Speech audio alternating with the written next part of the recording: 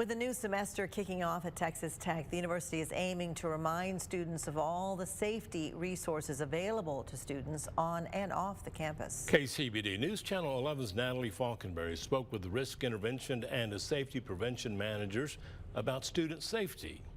That they have resources and they have those connections that they can safely contact, I think is half the battle.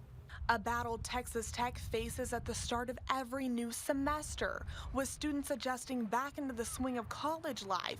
RISE director Jorgen Holgerson says many forget those basic safety measures.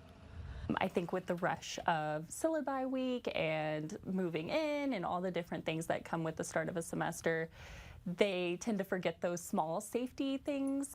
Holgerson says the biggest safety concern on campus at the start of the semester are students allowing people in the dorms or hallways behind them, and of course students leaving belongings in their cars during the move-in process. But they really do make a big impact once students are staying on top of those things and make sure that they're being aware of their surroundings and taking care of themselves. Aside from smaller concerns, Texas Tech takes precautions to ensure bigger issues don't arise. That's why you may see these emergency blue lights across campus, and it really is just as simple as one push of a button. If a student feels scared or is approached in any type of way on campus, and that immediately links them to the TTU Police Department.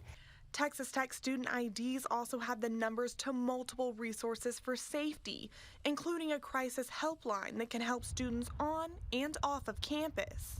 Some of my favorite things to tell students is the crisis helpline, which is available to Texas Tech students 24/7, 365 days a year, whether that student is physically on campus or not. If you are interested in staying updated on Texas Tech important alerts, we will have the link to sign up at kcbd.com. Natalie Falkenberry, KCBD News Channel 11.